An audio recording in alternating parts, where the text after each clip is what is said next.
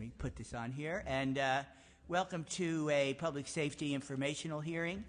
The topic is the use of force and the reaction of the public as well as law enforcement. When incidences do happen, I thought it would be a good opportunity for us to air people's concerns and put a little sunlight on what the protocols are, etc. I got an opening statement here. I'm going to read it, and then if Mr. Our Vice Chair or Mr. Hagman, who's present, have any comments. So good morning and welcome to the Assembly Committee on Public Safety and our first oversight hearing of the year. Use of force, permissible response. The purpose of this hearing is not to react to any particular incidents, though there have been a number of high-profile cases recently. Our goal today is to provide an overall review on the issues surrounding protests, the actions of protesters, and the response of law enforcement. There's a fine line between protecting the constitutional right to free speech and the rule of law, and today we will explore and discuss where that line fails and what that means in a practical sense, because laws on the books don't always translate to effective use and training. Our first panel consists of legal experts to explain the constitutional and legal issues surrounding free speech and expression. From the McGeorge Law School is Professor John Myers, Professor of Criminal Law, Evidence, and other related courses. Joining him on the panel is Michael Reichner, an attorney with the American Civil Liberties Union, where he focuses on First Amendment issues. Our second panelist will address training police officers in California and what they receive related to crowd control and dealing with protesters. From the Commission on Peace Officer Standards and Training, POST, is Charles Evans, the legislative advocate for POST. Also on the panel is Barbara Attard, a police practices consultant who is an expert witness and speaker on civilian oversight and police practices. Finally, joining us on our third panel is John McGinnis, retired Sacramento County Sheriff. He will provide us with more practical perspective of these issues and speak to specific policies and procedures and how they're implemented. There'll be time for public comment. We want to hear from everyone, so please use your time judiciously when coming to speak, about 2 minutes per person. And with that, I would invite our Vice Chair, Mr. Knight, to share some opening comments, or committee members who wish to make comments. Thank you, Mr. Chair. I'm looking forward to this, and hopefully we get a good discussion about what's happening and from both sides, and I look forward to moving this forward and seeing if we can have a fruitful discussion together. Okay, we're fine. All right, so maybe we'll start with our first panel, and that's constitutional and legal considerations. Michael Risher and Mr. Myers.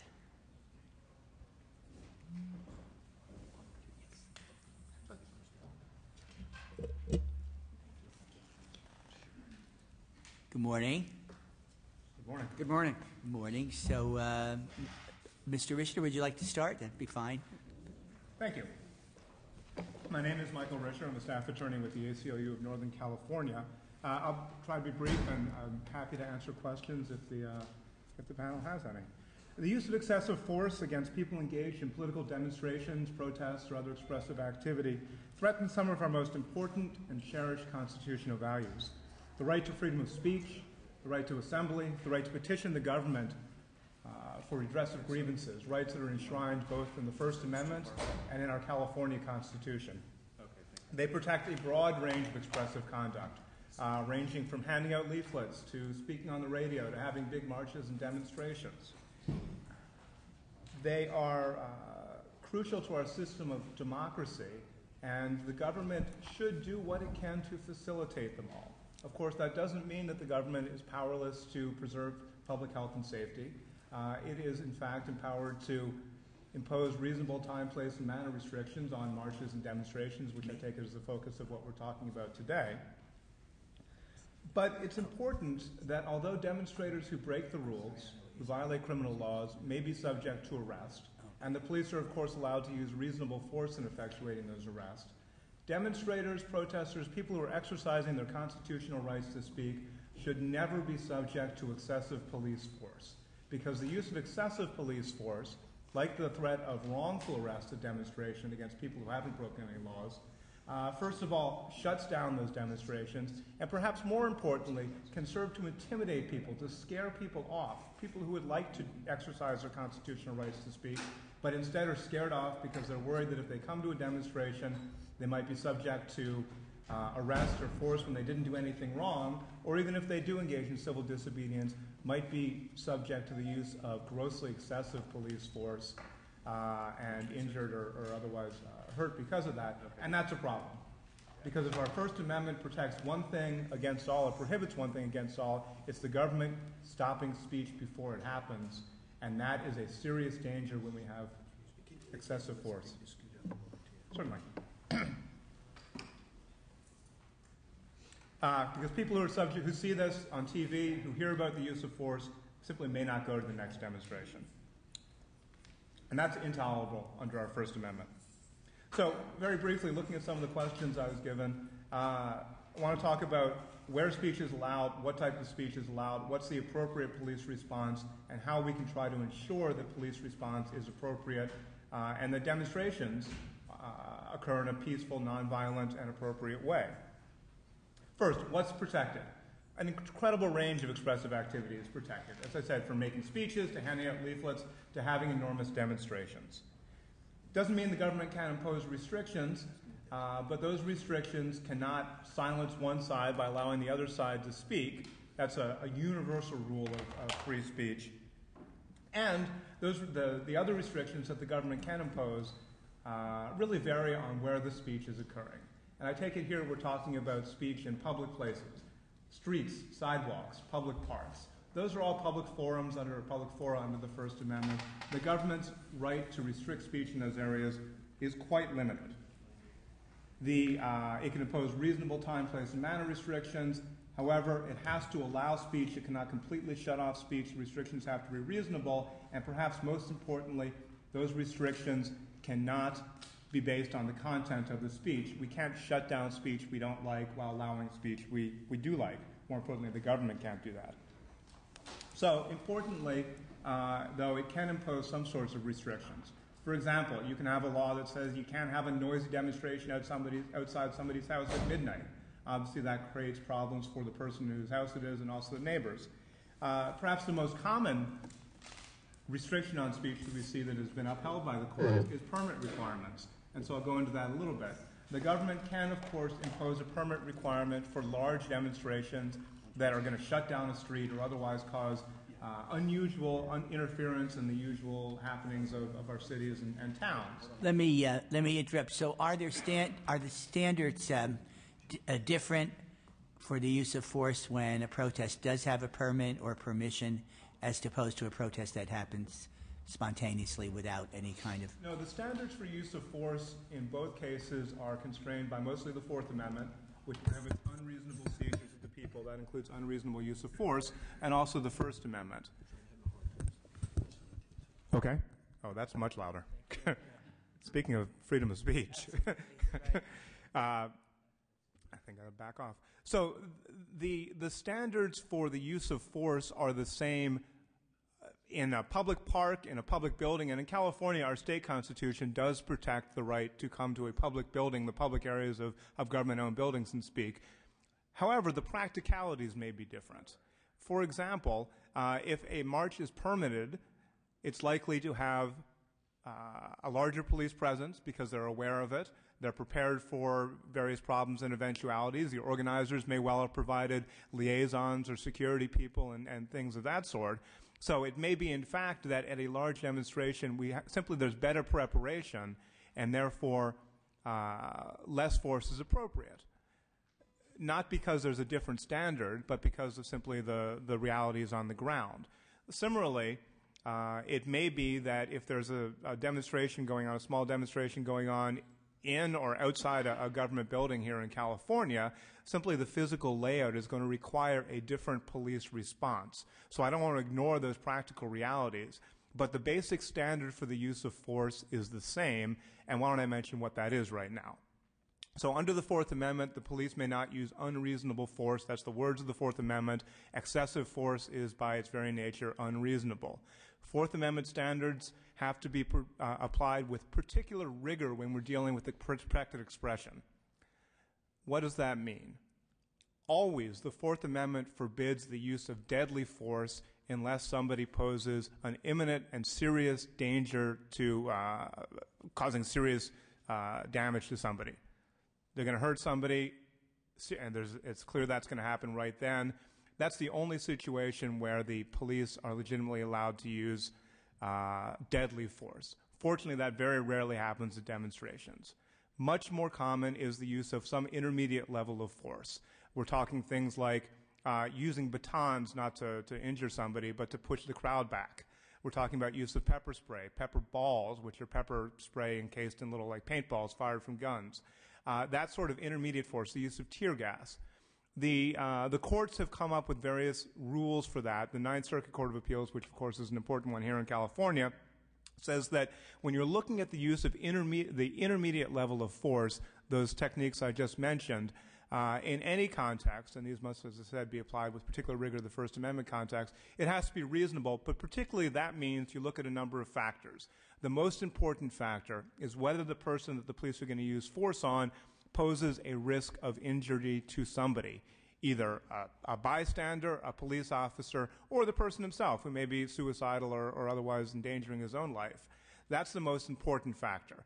There's other factors that the courts will consider and the police must consider, and crowd control policies should make sure that law enforcement considers are whether the person is committing a crime, and if so, whether that crime is a serious one, a felony or something like that, versus a mere trespass, whether the person poses a flight risk, and then a number of other factors that are much less important than those major ones, but still might come into play. What would the limitations be on the conduct of the protesters? So protesters are, well, just to finish that thought, so that's the general rule for excessive force. It's been applied in a number of circumstances. Part of that calculus is whether the protesters pose a danger to somebody. And you've got to distinguish two separate things. First of all, it's clear that under the First Amendment, if the police are dealing with a crowd of protesters and there is only scattered illegal conduct, the police should respond to that not by shutting the entire protest down, but by dealing with the individuals who are breaking the law, who are causing health and safety problems. And it is only if they cannot deal with those individuals that they're entitled to take broader action against the entire crowd. So what are protesters allowed to do? And again, I'll restrict what I'm saying to large areas, streets, sidewalks, parks, not more restricted areas that might raise special things. Protesters are allowed to do anything that the law does not prohibit them from doing. That's our basic system of liberty.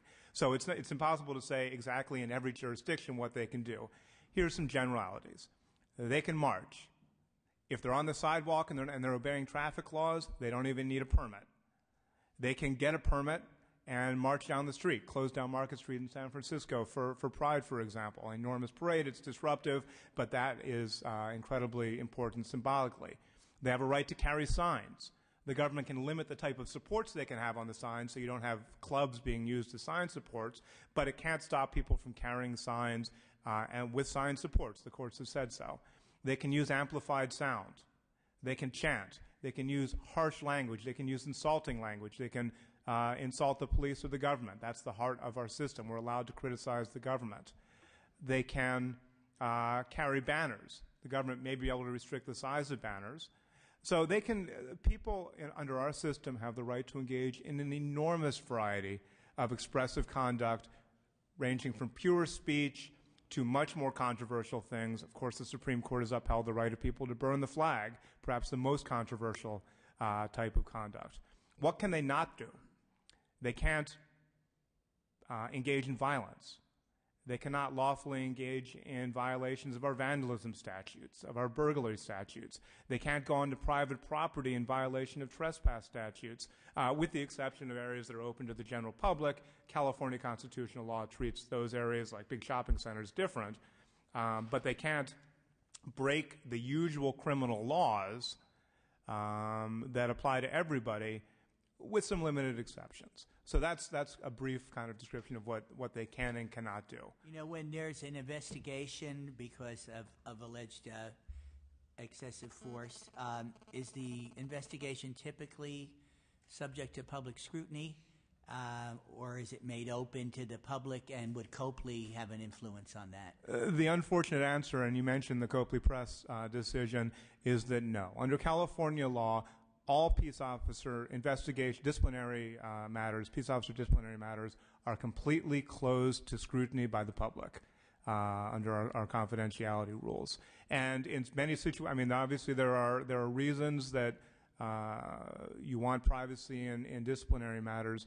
Unfortunately, although we had in places like San Francisco and Oakland open citizen review for years, it didn't seem to be causing any problems. In 2006, the California Supreme Court in the Copley Press decision did close those off to the people. That applies to what happens at demonstrations as well as what applies in more mundane circumstances. It's certainly something that we think should be changed, because without transparency, we have no governmental accountability, and that's a big problem. Then, some of these demonstrations will happen in different locations, downtown, at a government building, and some of them are on campuses. And so are there different considerations made for the different type of well, again, location? Under the California Constitution, California campuses of public universities, UC, CSU, are places that are appropriate for demonstrations with only reasonable time, place, and manner restrictions. You don't want to have an incredibly noisy demonstration right outside somewhere where people are taking a final exam, for example. The response is going to be different because there are some unique features of our campuses. On the one hand, campuses are supposed to be exactly where we engage in spirited debate about the public issues of our day. On the other hand, there are academic buildings and things like that. So the basic rules should be the same. The basic standards should be the same.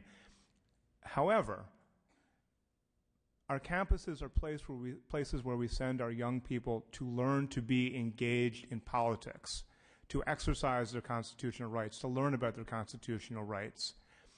Students who go to school and learn about their constitutional rights should then not be subject to arrest or excessive force, certainly, for exercising those very rights that we've sent them to college to learn about. And so although the rules themselves should be the same, those constitutional rules really should be a floor. And our schools that have a duty to educate people, that have a duty to educate their students about citizenship and the importance of taking responsibility for the direction of our state and our country, should be facilitating free speech. They should not see demonstrations as a threat. They should see them as an opportunity, as free speech should be protected. They shouldn't be sending in riot police to deal with demonstrators. It may be constitutional to do that in some circumstances. It's bad public policy. It's bad educational policy. It doesn't serve our students. And then, how do we get that balance between, say, resisting arrest and lawful self-defense? Is that all in the eye of the beholder, or what the situation is? Lawful self-defense by a demonstrator who's facing... Yeah, but it's the charge would be resisting.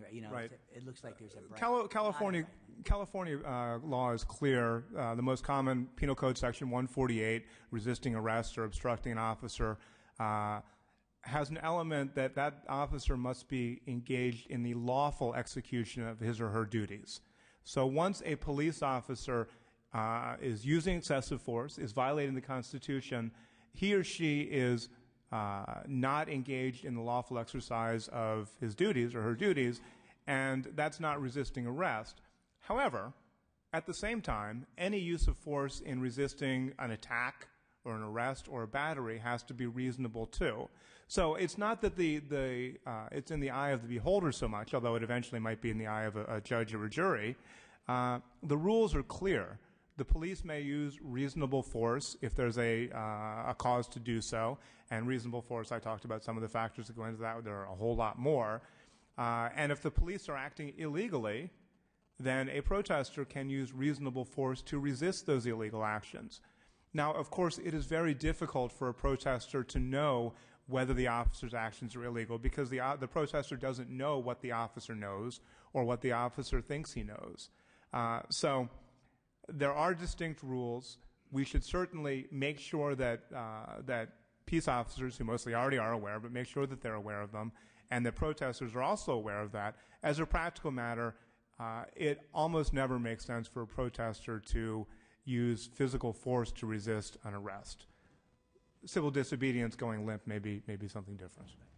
Mr. Hagman. Thank you, Mr. Chair. Since we're doing an open dialogue, there's a couple things that we're letting pass by. The government has a right to, as you put it, time, place, and manner of holding different free speeches. So, first of all, I want you to touch on that. What would you think would be reasonable? We saw the Occupy movements go for multiple days versus a permitted time, place, location to express what they want to express. Secondly, I'm looking at this Penal Code section 834A, resistance to arrest. There is no legal right to resist arrest. Now, the person may not be convicted of resisting arrest if the law enforcement officer is exceeding his duties on that. But in these type of situations, the ones that you're highlighting right now, it goes back to the California law, is what is reasonable, what's not. That's going to be adjudicated at some point. But if that law enforcement officer is believing that he is doing his duty, the protester or the victim, so to speak, doesn't have any right to resist the commands of that law enforcement officer. Now, they may prevail later when it says the law enforcement officer above his duties. But I'm trying to figure out what code are you pointing to that says they have the right to resist a police officer orders. Once that creates a new whole line of interpretation there. Well, I'll address that part first, because it's maybe not as complicated as the other one, which is very complicated. The courts have made it clear that despite what the Penal Code says in that section, that you do not have to submit to an unlawful arrest. The U.S. Supreme Court has said the same with respect to First Amendment issues. The California courts have said that under our system of laws, we don't have to submit to illegal government authority. As I said, I am certainly not advocating that protesters do that, because they don't know what the police officer knows or what the police officer thinks he knows or what the entire situation is. But as a matter of law, we as citizens of California do not have to submit to illegal police behavior. Whether or not it's illegal is something that's such a difficult decision, or such a difficult thing to decide, that as I said, it's not something that people shouldn't be engaged in self-help, but the law is established. And I can get some states for the cases that say that. With respect to the question of what's a reasonable time, place, and manner restriction, they are there are lots of statute or ordinances, local ordinances that impose reasonable time, place, and manner restrictions. Some of those have been upheld, some of them have been thrown out. Camping ordinance are something that have usually been upheld. You mentioned specifically that. The size of protests, for example, and requiring protesters to pay for police presence, restrictions on the amount of noise people can make, restrictions on where people can go without a permit, the size of protests without a permit. Those have all been upheld. The size of signs that may be carried, the types of sign supports that may be used, things that are applied equally to everybody, whether it's Occupy, the Tea Party, or anybody else, things that are legitimately related to public safety or another legitimate government interest besides suppressing speech, which is not legitimate, things that leave ample alternate routes of communication. We don't shut down an entire forum. And that type of restriction have been upheld by the court. They're reasonable and they're necessary in many cases. That doesn't mean the governments have to create them. There are plenty of jurisdictions in California that don't have anti-camping laws, that don't require permits for demonstrations of a couple hundred people in a park, and they seem to get along just fine. But places that do see a need for that are entitled to enact them. Okay. What if you could conclude? We want to hear from the second speaker, and then we can... Absolutely. So just how do we ensure that the rules get followed by everybody? Very quickly. Every police department should have a detailed crowd control policy. It's important because there are many places where you don't have very many demonstrations. Officers are confronting something they are not familiar with. A detailed policy that everyone has read, everyone is familiar with, is very important. General policies that just say use reasonable force, they're not enough because demonstrations, particularly big ones, present unusual circumstances that call for different response than the usual crime-fighting task of police officers. You need to understand that, or officers need to understand the policies and follow them. Simply having a policy isn't enough. We've seen places with very good policies like Oakland where there have been very big problems. When there are problems, you need accountability. And by the way, I do recommend Oakland's policies, San Francisco's policies as model policies. I have a copy of them. I can provide more copies if anyone's interested. When there are problems, there needs to be a system to address it, that police officers be disciplined, that when they do the right thing, it's made clear that their response was appropriate. Ideally, that would be open to the public. Copley Press is a big problem with that. Of course, this legislature is the one body that can change Copley Press. And finally, and perhaps most importantly, governments everywhere, particularly our educational institutions, need to remember that protests are not a threat. Protests are not a problem. Protests are a fundamental part of our democracy. They may be loud, they may be messy, but they are who we are. Protests are uniquely American. The government's job is to facilitate them. They should not be seen as a threat because that leads to unnecessary problems. Thank you. All right, thank you. Mr. Myers. Good morning, Mr. Chairman, Mr. Vice Chairman. It's a pleasure to be here with you this morning. I'll be very brief. I prepared a brief document for the members and the staff about some of the laws in place, and I just want to talk briefly about that. California has and has had since the 1870s, I believe, a pretty thorough statutory framework for responding to and protecting responding to civil disobedience and protecting the rights of those engaged in lawful demonstrations. I agree with virtually everything Mr. Reiser said, except the business about resisting unlawful arrest. I think the law is pretty clear in California that you cannot resist unlawful arrest. You can only resist unlawful arrest if the police use excessive force, which makes good sense. There is California law that sustains that point. The one point that I'd like to make, I think, is not to talk about the individual cases that have been in the press, but just to make the point that California's basic statutory framework is good. It works. The courts have done a good job of constraining and interpreting the statutes to protect the First Amendment and the right to lawful assembly. I think you were right, Mr. Chairman, when you said this is all about balance. It's my opinion that the legislature doesn't need to fix the basic statutory framework about unlawful assembly, riot, the law of arrest, the law of resisting arrest. Rather, you were going to ask a question, I think. I just get it because there's uniformity. So in different locations in California, the same. Well, we have the penal code, and all the provisions within the penal code are certainly statewide. Local ordinances regarding curfew and so forth do vary from place to place. Okay. I was just wondering, if there's anything now that's in flux that might, is there any cases being considered that might impact the use of force by law enforcement in the state that you know of? Or I'm not aware of them. I would say that it goes back to what you started in your opening remarks with. This is all about balance. It's all about balance, and the statutory framework is probably about as good as we can achieve to achieve balance. I would suggest that really the important panel is the next one, because there's already provisions in the government code for that the legislature has required that post provide training for police officers. That, it seems to me, is where the solution is, and not changing that law, but rather realizing that the solution to this problem is probably not overhauling our statutory framework, which has been refined over the course of more than a century to protect rights and to protect the public from unlawful behavior, but rather to make sure that the people in charge of our law enforcement agencies are doing the best possible job they can to train individual police officers. And then one final thought, and that is that in situations where there are large assemblies, simply because there is a violation of law doesn't mean the police have to intervene.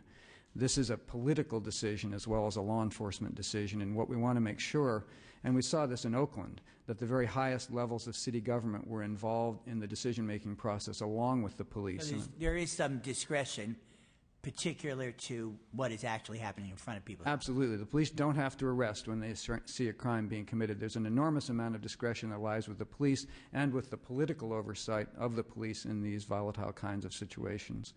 I imagine there's some psychology there, about what. What recourse would an individual have who feels that they've had unlawful use of force committed against them? Are there different? That's what I meant. Are there different methods of recourse throughout the state? It seems.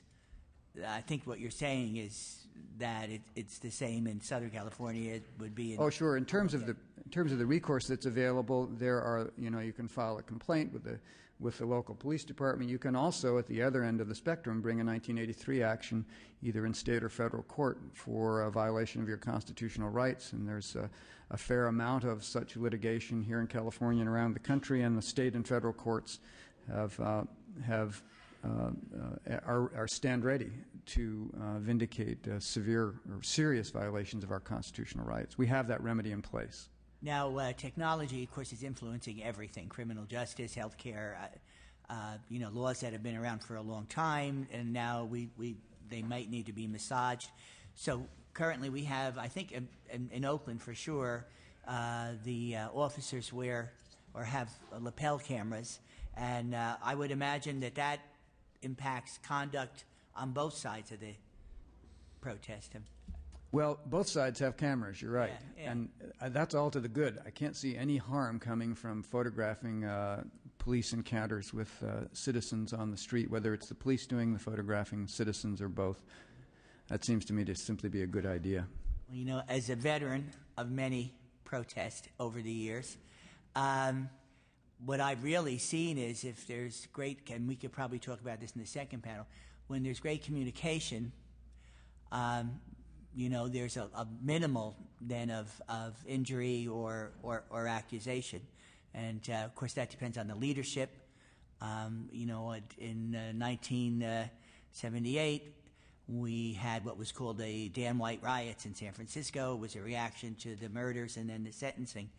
And the situation, I was there, and the situation was really hairy. And there were some bad actors there, and there were people who were genuinely there to protest. Most of the damage was property damage. And really, thanks to the decisions made by the police chief at the time, something that could have really turned into a very violent situation. There were no injuries. There were no deaths. I don't know if you've ever seen a recording of it, but I mean, that's to the credit of the law enforcement at the time and somewhat to what was happening there. But that, when they say mobs are living, breathing animals, that's exactly what happened. Right. So it is very important what the leadership is deciding at the time. Right, Keeping exactly. the troops in line. Yeah. Right, and the troops are in the heat of battle. Yeah, and they're getting... It's asking a lot to ask them to think of all these contingencies. So the leadership up the chain of command, both the law enforcement and the political leadership that's on the scene and that is in their offices, is really the key to this. And the key to that is training, it seems to me. All right. Any comments or questions? Can I make one? Absolutely. When I was talking about the right to actively resist arrest, an illegal arrest, I was thinking of the excessive force situation, not arrest where there might be probable cause. In that case, active resistance, you're absolutely right, is not appropriate and not legal. Yeah, because I've seen cases where this happens, that happens, then there's charges, and those charges get dropped. We also had, before the pervasive technology, we had observers. People who were there as impartial observers, either recording with what now seems primitive equipment. So at least there was some documentation and verification of why the police did what they did, or a provocative act or whatever. So that seems to also be effective in the individual circumstances. All right, thank you both very much. I really appreciate that. Thank you. And our second panel, if they could approach the bench. Law enforcement training, and it's Mr. Evans from the Post, and Ms. Attard, who is a police practices consultant.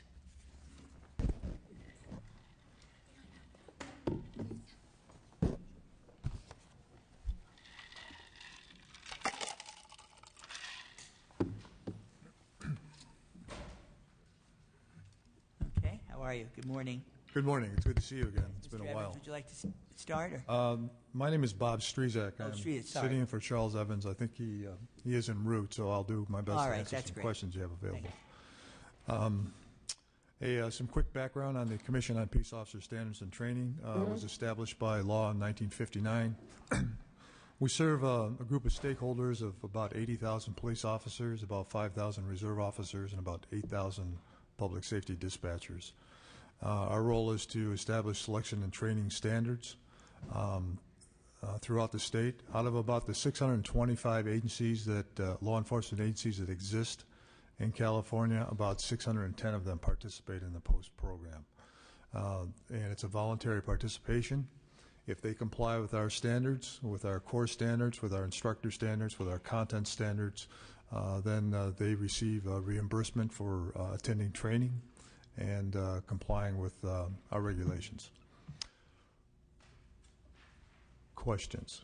Just are there other methods of dispersing an unruly or gathering crowd before the use of force or physical contact or tear gas, etc.? I think the key word there is unruly crowd. Our guidelines that have been recently revised emphasize, and I'll preface this by saying that law enforcement has been in the business of crowd management for many, many, many decades. The most significant incidents beginning in 1965 with the Watts riots, and then through the 60s of the protest periods. And we encounter continual demonstrations, as you're aware, right here in the Capitol, peaceful demonstrations. Our effort and our focus is primarily preemptive.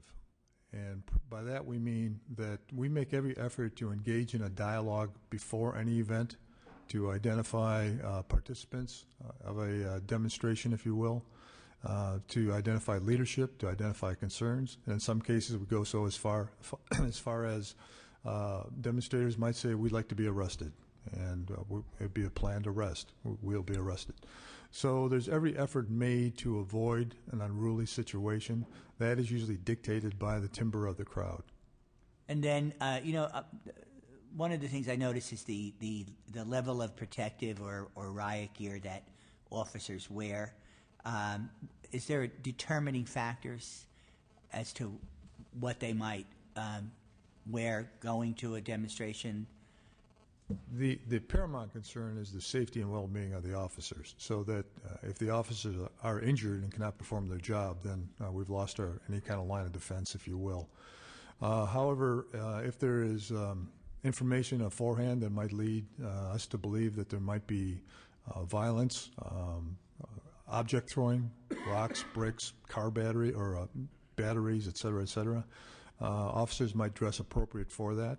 If there's all indications that it'll be quite peaceful, they will be prepared to don riot equipment, but perhaps might not wear it until the event calls for it. Mr. Hackney.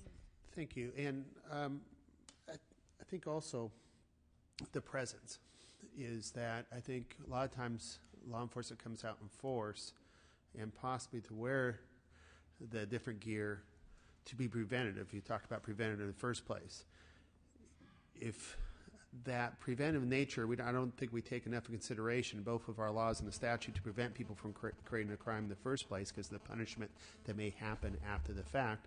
But also in this particular incident, what you try to use is the appearance of force to prevent an altercation that may happen as well. Do you agree with that statement? Correct, I agree. That from time to time would have a psychological advantage on the mood of the crowd. And Believe me, it's intimidating, especially if they're on a horse. Exactly. Well, it's a long story, but they do. Yeah, no, it's pretty frightening. I think when do you use that, and is it justified? I mean, the eternal questions about that. But, do you think that? I think that some of the gist is there are bad actors that might attach themselves to a peaceful protest, and then we hear the term sweeps, and we hear I wasn't doing anything, I was just sitting there, but I got hit on the head, et cetera, and so forth. What kind of communicate? How would an officer in a crisis situation like that determine? There are bad actors in this crowd. and that's who we'd like to cull out of this crowd and not use force on the rest. Is that possible? Are there techniques involved? The answer directly is yes. But however, in a crowd dynamic could change very quickly. Yeah. If there is an opportunity to isolate, for lack of a better term, a provocateur or someone that's inciting or throwing objects, if there's an opportunity for officers to go in and excise that individual, that has a residual deterrent effect to the crowd if we're effective, but sometimes it could backfire. In a crowd setting, that also has the potential to ignite and inflame. So it's a very, it is a tinderbox from time, but every effort is made to isolate and extract wherever possible as peacefully as possible. Seems that the experience, too, of the leadership would come into play here. If they've dealt with protesters in the past, that there are probably things that they have insights on. Exactly. Yeah. And as I alluded to earlier, is that law enforcement will make every effort to meet in a pre-planning stage, through the permit process and information to meet with the community and the stakeholders to try to plan a peaceful event. Okay. Any other comments? Okay. Ms. Attard? Could I make one more comment? Oh, sure. I thought you were through. The Occupy movement has kind of posed more of a unique situation to law enforcement. Years ago, there would be demonstrations. Demonstrators would arrive at a scene at 7 in the morning, demonstrate, express their points, and go home at night. The Occupy movement has created a different dynamic, and it sometimes strikes a balance between the support of local constituencies, that individuals might say, yeah, I think this is a good thing for them to complain or to protest against corporate greed, or there might be a certain amount of sympathetic response. And in turn, oftentimes the demonstration is allowed to reside there for a period of days. And then all of a sudden, over a period of days, there might be substance abuse, there might be sanitary issues, and so on and so forth, where now it's become a tipping point where now the constituency says, this is no longer pleasant in my community. And as frequently at that point is when law enforcement is now called in to resolve an issue that's been allowed to fester for a period of time. And it just aggravates the circumstances. The other issue is the application of technology. Today's groups, technology, as you've seen, creates flash mobs, flash robs. Technology has toppled Middle Eastern governments, and technology here in the United States allows attendees in a demonstration to communicate almost faster than law enforcement can keep up. And so all those dynamics pose challenges in today's law enforcement. You reminded me of something in regard to that, and that's the press. Is there any training or special consideration made for the press, when it comes to location where force might be employed? Always. There are either locations for the press to convene. There are frequently feed lines established for multiple press outlets. The press are allowed into closed areas. If law enforcement does declare an area closed through the penal code, the press are allowed. But there's every effort made to present information to the press, in addition to the 4,000 cell phones that are out there documenting the incident. So. Absolutely. All right, thank you. Ms. Attard? Thank you. Good morning, Chair Amiano, Vice Chair Knight, and members of the Public Safety Committee. It's an honor to be asked to speak before you today, and thank you for your continued scrutiny around use of force issues. I'm a practitioner of civilian oversight of law enforcement. I worked for the city of San Francisco, Berkeley, and San Jose, reviewing misconduct investigations and weighing in on police practices. I started working in San Francisco in 1983, and the first opportunity that the Office of Citizen Complaints had to weigh in on demonstration issues there was the 1984 Democratic National Convention. At that time, the OCC recommended a policy that police officers wear 2-inch badge numbers on their helmets during demonstrations. And this went a long way toward accountability, both with the police department and the Office of Citizen Complaints. Crowd control policies for the San Francisco Police Department were honed over many years with the help of the ACLU, the police department, the community, and the Office of Citizen Complaints.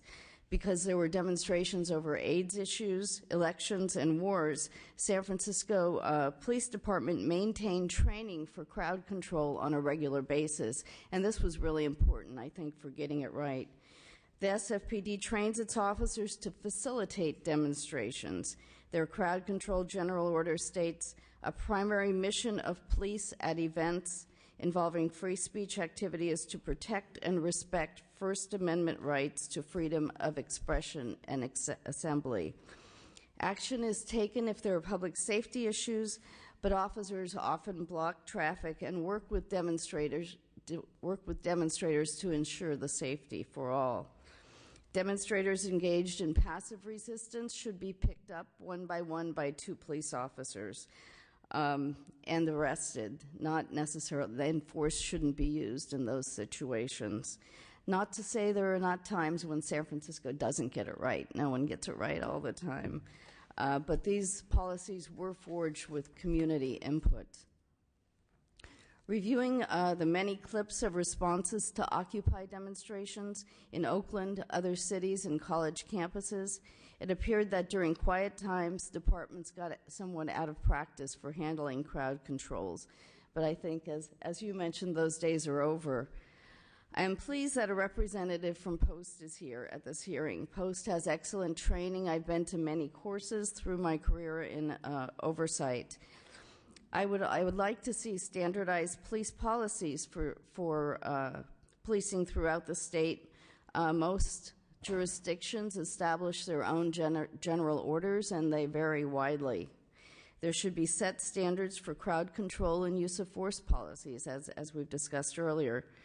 Crowd control policies should be reviewed to ensure that they are in line with the law and the standards that the community has set for policing in their jurisdiction. A statewide standard would make sense. In addition to written police reports after an incident, there should be use of force policies that require reporting up the chain of command. Sergeants should review the use of force, as well as internal affairs and an oversight agency.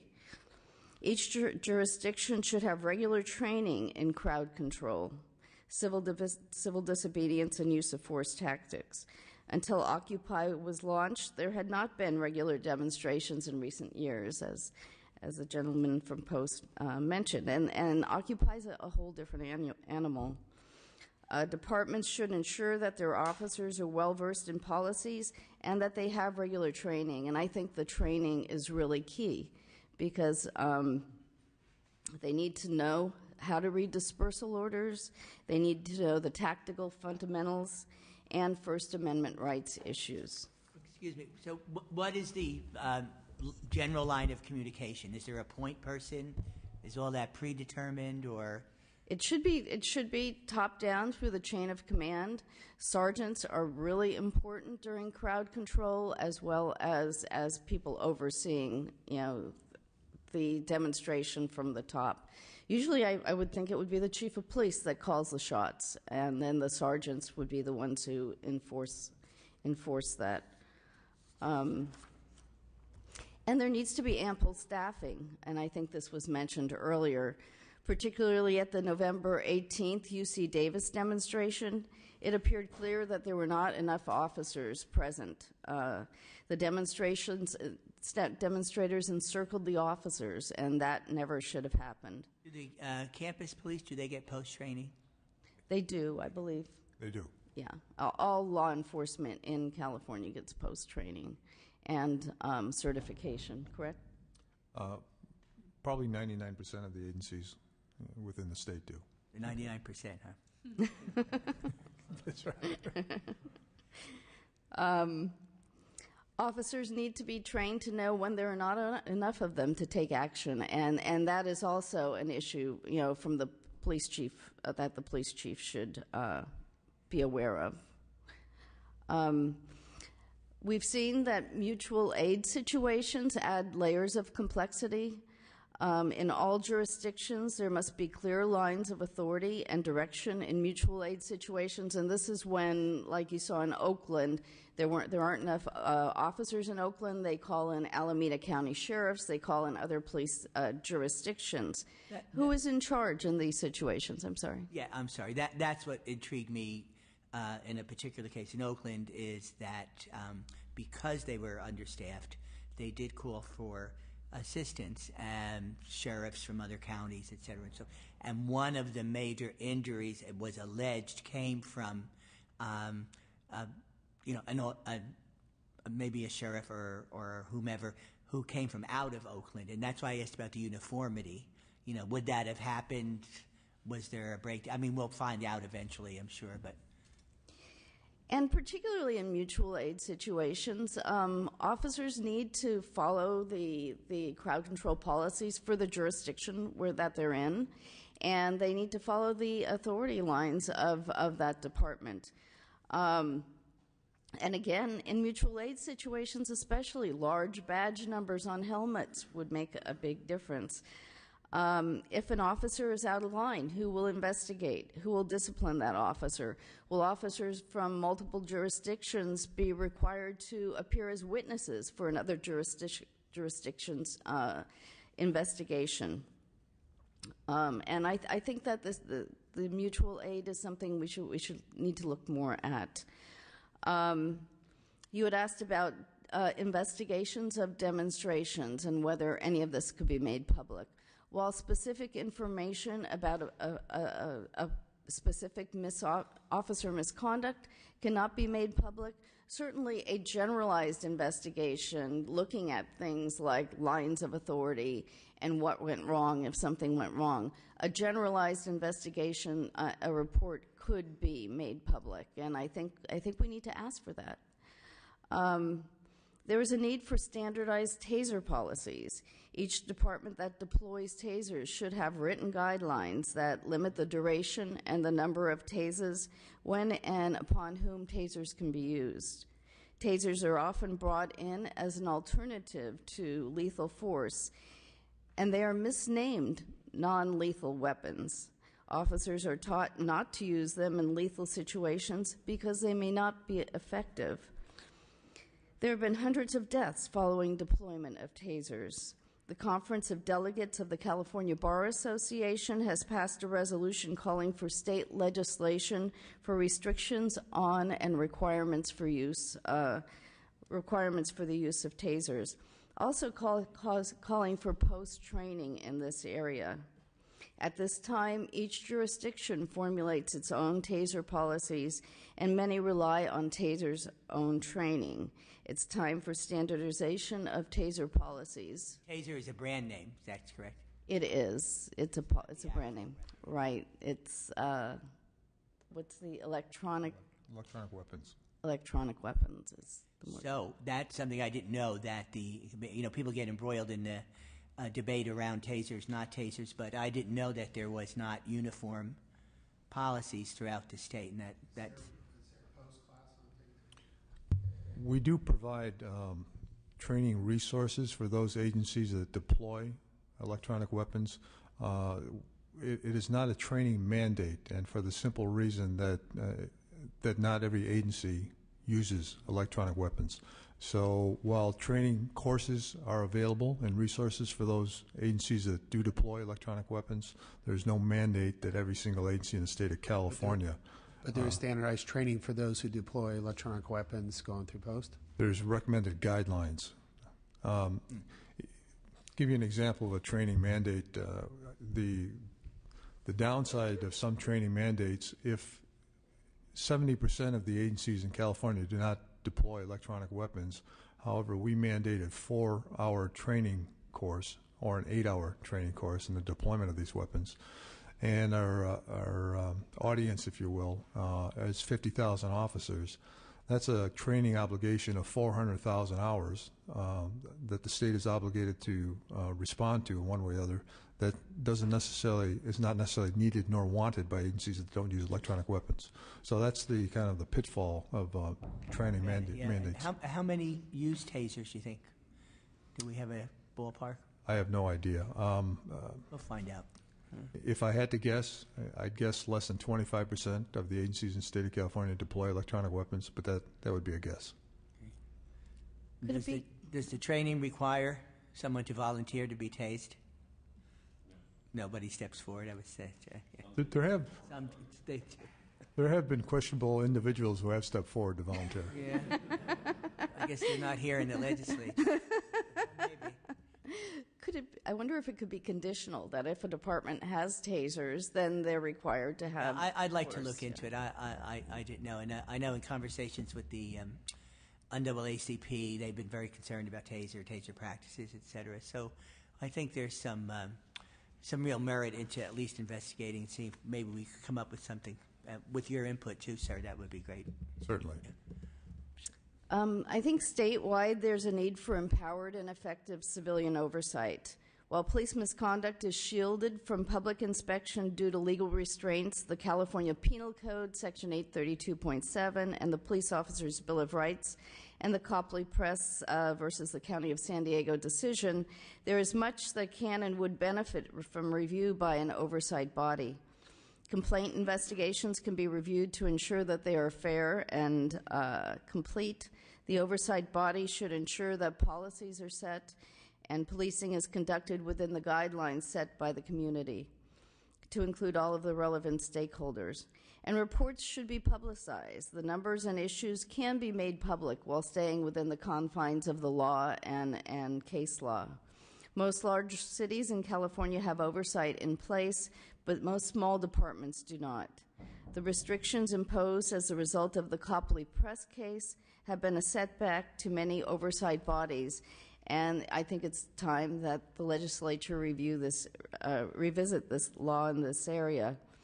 The National Association for Civilian Oversight of Law Enforcement, I think you have one of our pamphlets, provides annual training and professional development conferences and sets standards for oversight. And just in closing, there have been many issues in the news in the last year or two regarding policing of college campuses. Issues of force regarding Occupy demonstrations, issues of sexual assaults not being reported in Seattle and State College, Pennsylvania, as well as unfair advantages being given to athletes who have broken the law.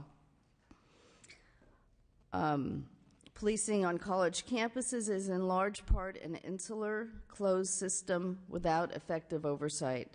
UC Berkeley is the only campus that I am aware of that has oversight in place. However, the Police Review Board has the authority only to review appeals to internal affairs investigations, and it needs to be strengthened.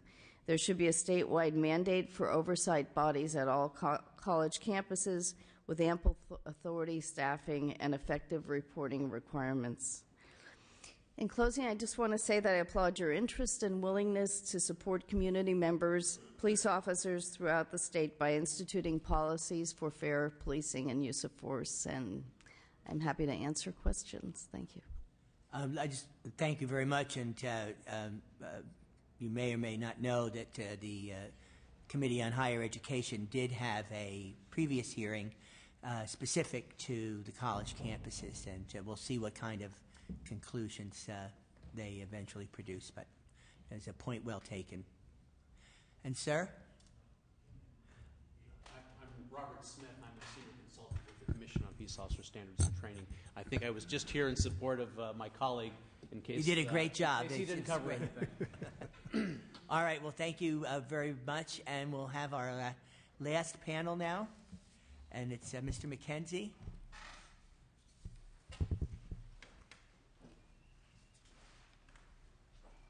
I'm sorry, McGinnis. Yes.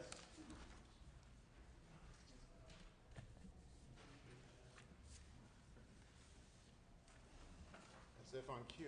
Thank you. Excuse me, I left my purse there. Is there anything of value on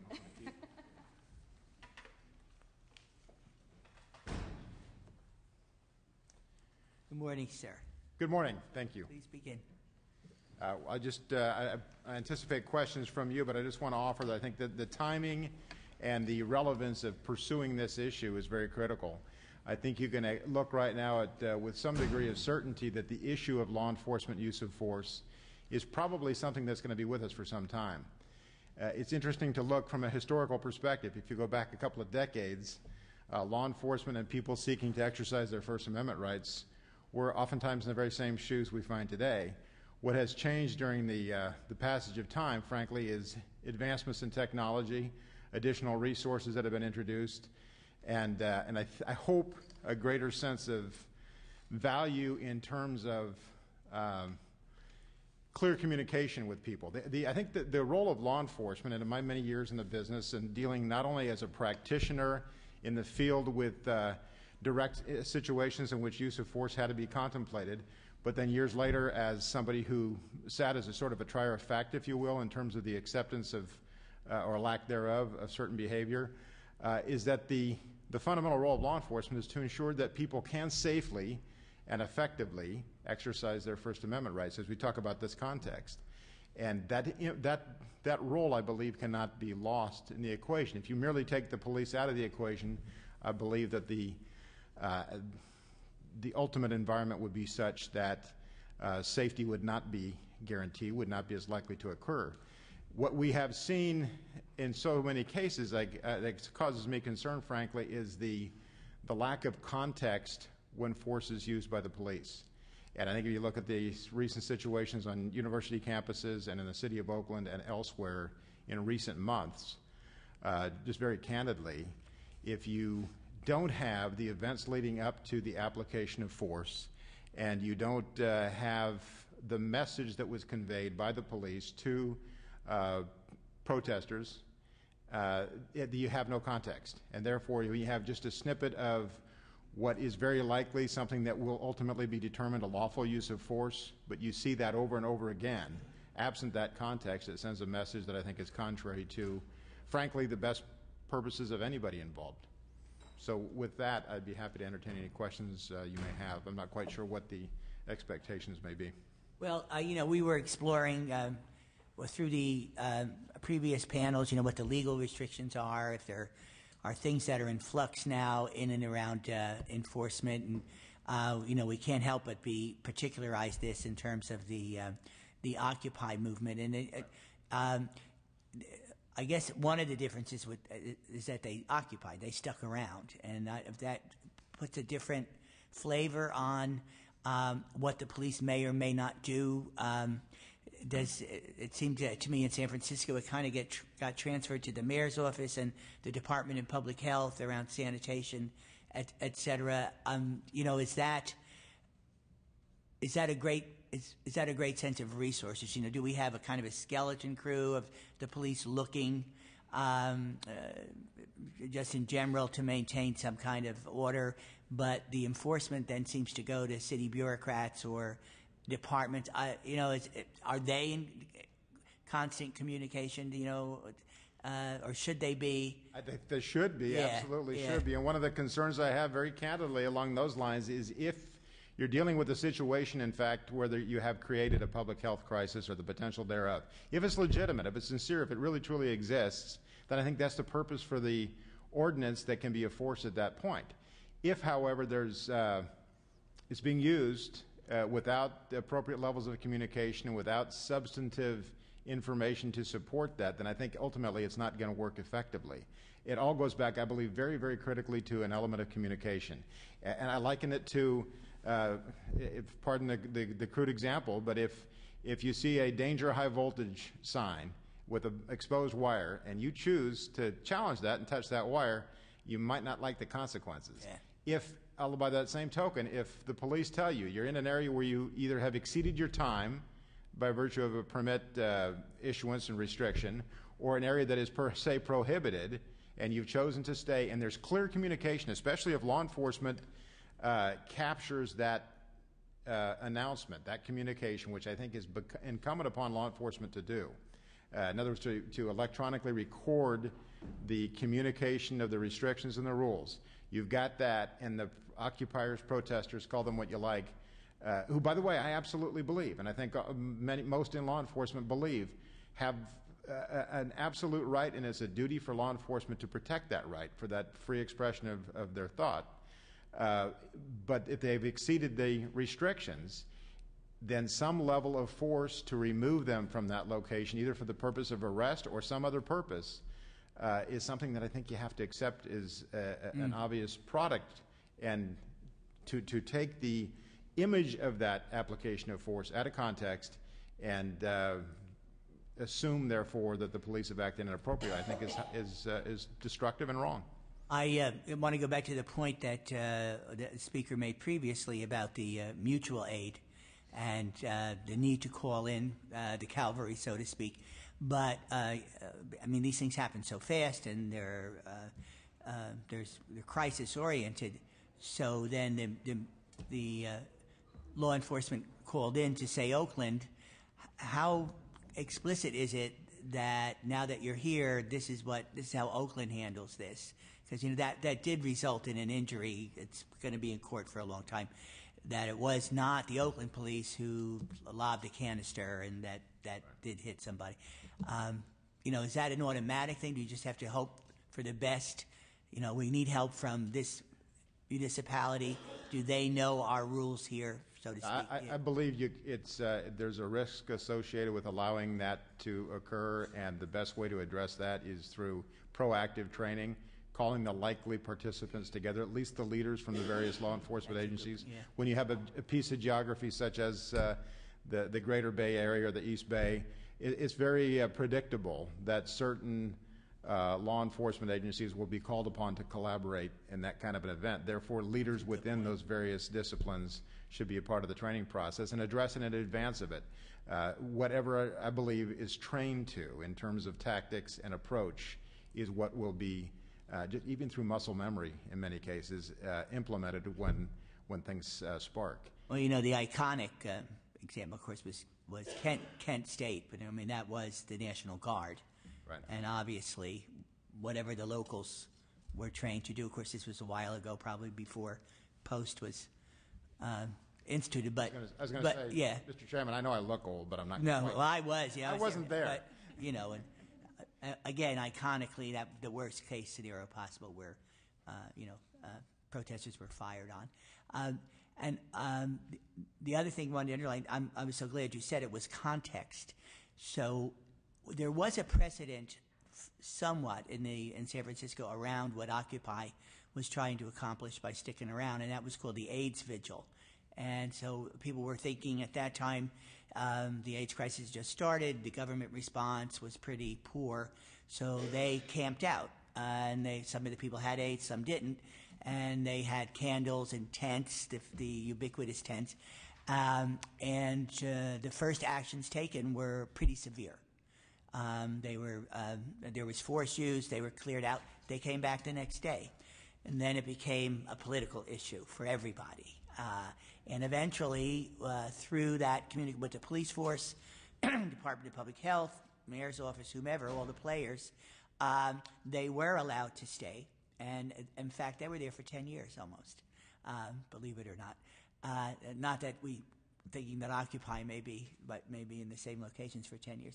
But the city accommodated, there were waivers, there was communication, and frankly, it kind of became an institution, and of its own volition eventually, after 10 years, because of various treatments and progress and political actions, they felt that they didn't need to be there anymore. So there always is a precedent somewhere that we might all learn from. And again, it was the context of that time, the politics of AIDS, the particular issue, and people could personalize it too. Yeah, honestly, I think the context issue is not just limited to the then and there, but in the greater context of what's happening. It relates to the Occupy protest. There were events beginning to happen across the country when it started to surface in Northern California, for example. And so I think in that context, when you start to begin to see what happens when control is lost and innocent victims are injured or worse, so I think context is absolutely essential. Mr. Knight. Just a couple thoughts. some on the Occupy movement, because I think I got some questions about that and how we're going to deal with this as it moves forward. You know, we have a protest in front of the White House right now that's been going on since 1982 or 83 or something like that. That has been very coordinated, and I think the police department understands what's happening there. It's been going on for so long that that's been coordinated very well. I was involved in the 92 riots on the good guys' side, where that was not something that we could see coming. When that flash happened at Florence and Normandy, it kind of sparked this whole thing, and we did have to bring in other departments and have mutual aid, and the sheriffs were there, Orange County, everyone was there, and it was just kind of a collaborative movement to make sure that we could restore some sort of normalcy to the city of Los Angeles.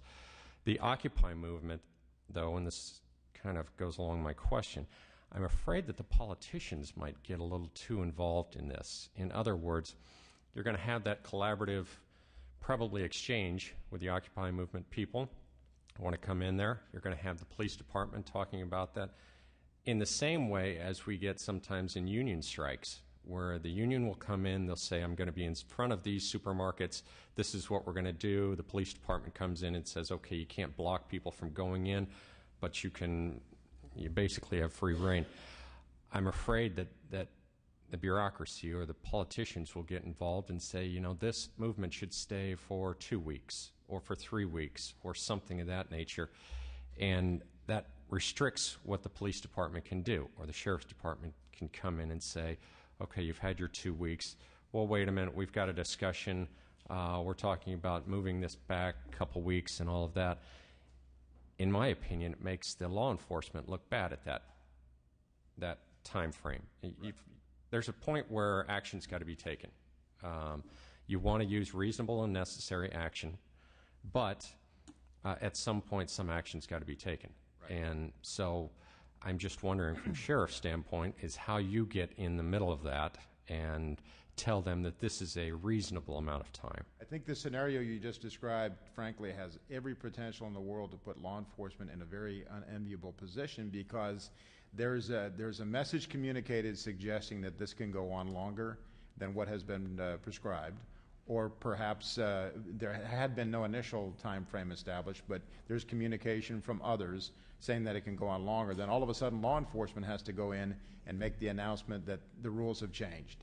And my hope would be that, frankly, wisdom would prevail, and that whatever permit is issued or granted, whatever time frames were agreed to up front, would be adhered to until some future time. If there was a recognition of a need to extend the opportunity, so be it. But don't put somebody at the street level in a position where they've got to now all of a sudden try to turn around energy that has been building in a particular direction. I think you can absolutely predict some level of adverse exchange there. And remember, I think across the board, everybody has to commit to the notion that regardless of the message that is sought to be shared or voiced, a respect for the fact that that absolute constitutional right to express it exists and maintain peace and order. So if all of a sudden law enforcement or any element of government becomes a part of the problem, the challenge, because of unclear communication and an environment that's very sensitive and volatile, that all of a sudden has somebody whose role is to maintain order now have to take a lead position in terms of making significant changes in terms of what their expectations have begun to be, I think the predictability speaks for itself, and a very bad position in which to put law enforcement. Well, and I also think that, you know, we all want to protect everyone's First Amendment right, but there comes a time when we had a situation out in Southern California where a woman had climbed up in a tree that was going to be cut down to put this road through, and she stayed up in this tree, and they allowed her to stay up in this tree for, I think it was about 10 or 12 days. There was a point in time where the community was so enraged that she had, by herself, stopped this whole situation. That was her First Amendment right. I get that. But at some point, the police are going to take an action. There is. There's going to be some point where they have to take action, or there's going to be action taken.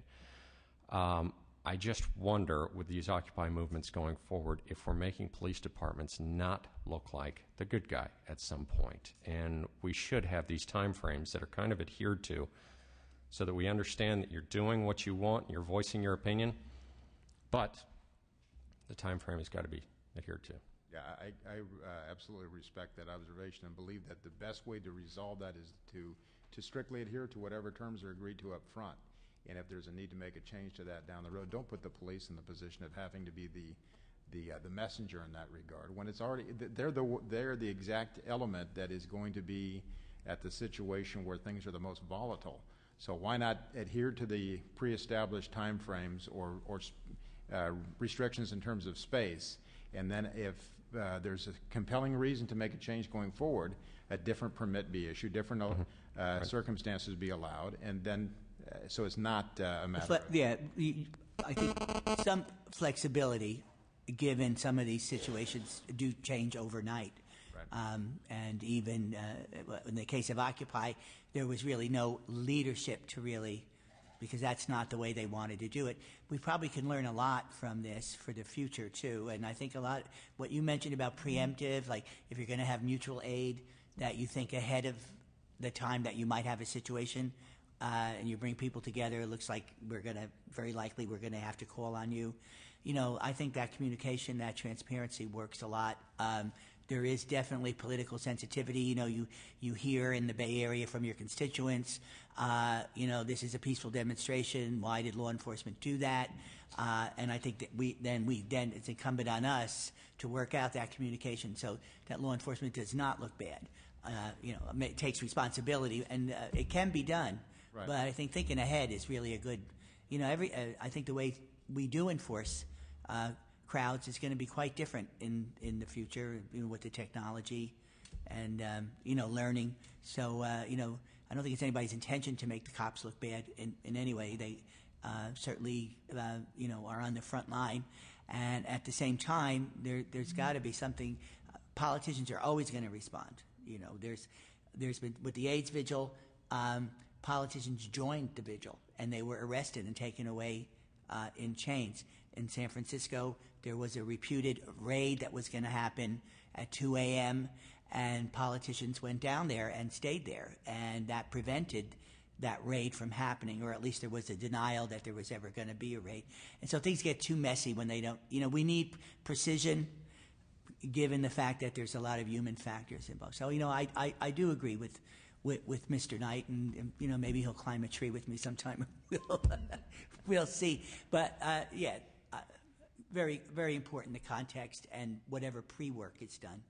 You know, so it's not the first time you're encountering this. And quite candidly, we can't lose sight or turn a blind eye to the reality that in many cases, you know, we typically think of when an arrest is made in general in society, for the most part, the offender, the defendant, is somebody who's trying to escape justice. They don't want to be arrested.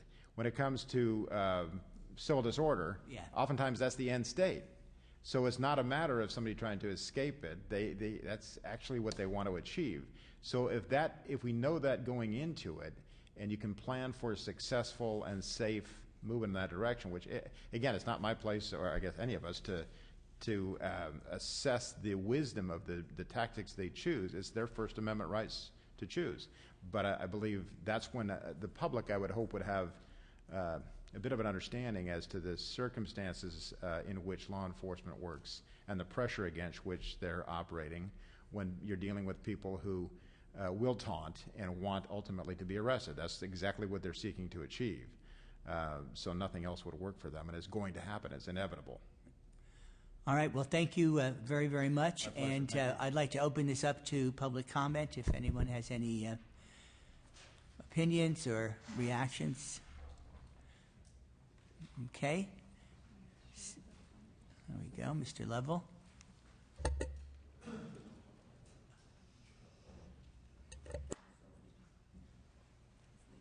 Oh, all right. It looks like there's none.